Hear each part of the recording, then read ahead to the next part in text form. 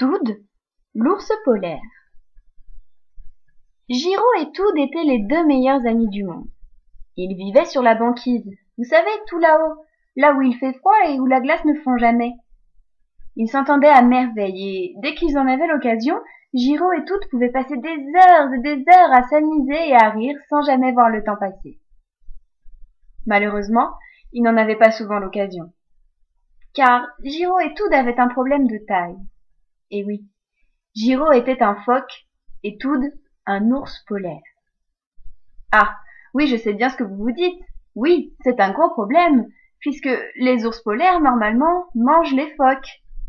Alors, vous imaginez bien que si la famille de Giro apprenait que son meilleur ami était un ours gigantesque qui pouvait les dévorer en un claquement de mâchoire, il ne serait pas très content. Toad, cependant, ne représentait en réalité aucun danger, et ce pour absolument personne. Il ne mangeait ni poisson, ni phoque, ni quoi que ce soit en fait. Lui, ce qu'il adorait, c'était la glace. Il ne mangeait que ça, et il ne s'en lassait jamais.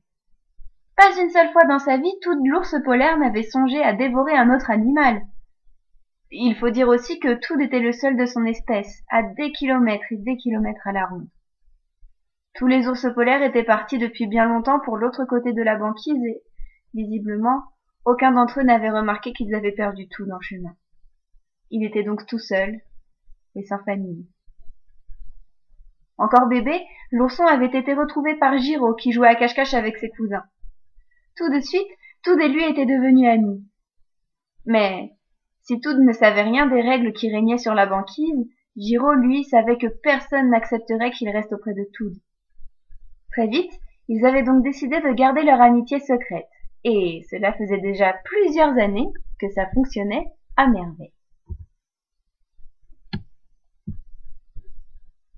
Un beau jour, un jour comme les autres à vrai dire, Toad se rendit au point de rendez-vous habituel. Giro et lui avaient l'habitude de se retrouver auprès d'un igloo inhabité qui étrangement trônait fièrement presque au bord de l'eau. L'ours polaire n'eut pas à attendre trop longtemps avant que son ami arrive. Giro était à l'heure comme toujours, et comme toujours il avait une histoire passionnante à raconter à Toad. Car oui, Giro adorait raconter à quoi ressemblait l'océan vu du dessous.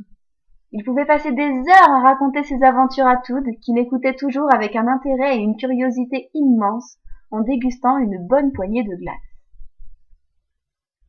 Mais alors que les deux amis se serraient les pattes et commençaient à discuter, une grosse voix résonna, juste derrière eux. « Giro! Recule tout de suite !» Toad et Giro sursautèrent en même temps et se retournèrent. Dans l'eau, des dizaines et des dizaines de phoques les regardaient d'un air effaré. C'était toute la famille de Giro. Ah, cela faisait plusieurs semaines que les deux amis se méfiaient. La famille de Giro devait se douter de quelque chose depuis des lustres déjà. « Tu ne peux pas être ami avec cet ours, c'est un danger !»« Mais papa, arrête, tu ne sais... » »« Tais-toi, Giro! Reviens ici tout de suite. Plus jamais tu ne verras cet ours polaire, tu m'entends? Jamais !»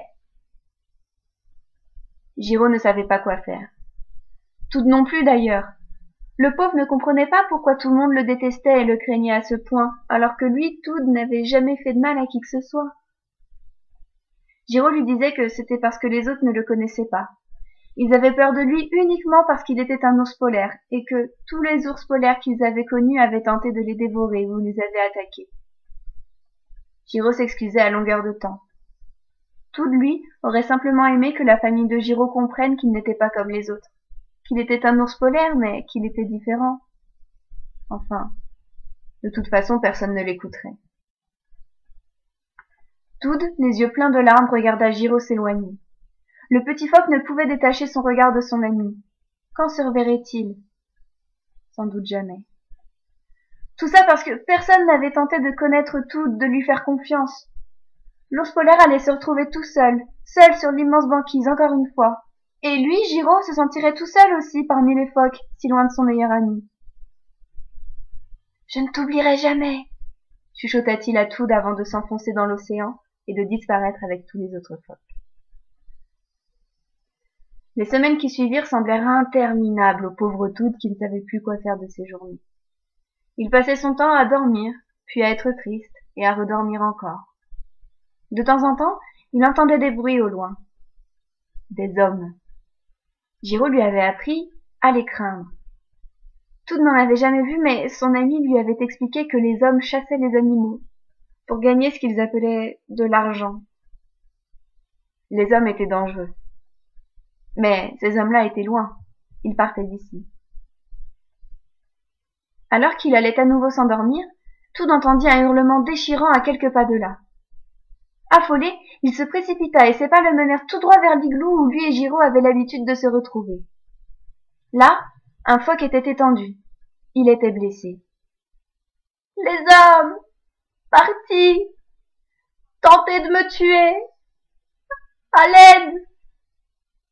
Toad comprit bien vite que ce phoque avait échappé de justesse à la cruauté des hommes. Mais s'il ne faisait rien, le phoque allait sans doute mourir, il devait faire quelque chose. Quand il vit Toad approcher, le phoque fut terrorisé. Il devait sans doute penser que l'ours polaire était venu là pour le dévorer tout cru. Toad s'approcha et se pencha doucement vers le blessé. Il le renifla un instant, entr'ouvrit la gueule et il se mit à lécher la blessure. Oui, dès que Toad se blessait, depuis qu'il était tout petit, quand il se léchait, cela apaisait la douleur. Et ensuite il mettait plein de glace sur sa plaie. Ça le faisait toujours guérir, toujours. Alors, il fit pareil pour le phoque. Il alla chercher de la glace et en plaça de gros morceaux sur sa plaie. « Ça va aller, » lui dit Toad. « Ça va vous soigner. » Et en effet, quelques instants plus tard, le phoque ne se plaignait plus. La blessure était encore là, mais sa douleur s'estompait. Toad vit le phoque faire un étrange mouvement, et tout à coup la surface de l'eau se mit à trembler.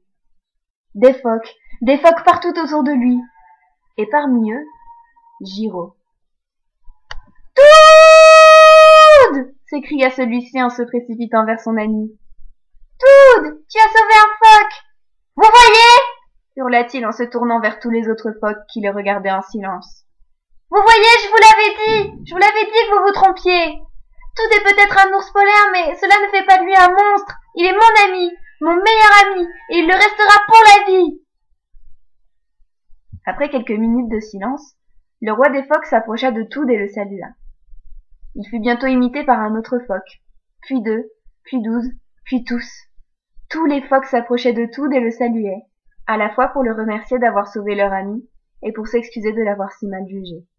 « Tu fais maintenant partie de notre famille, » lui dirent-ils. Et, en effet, à partir de ce jour, Giraud et Toad purent jouer ensemble à longueur de temps, sans avoir à se cacher.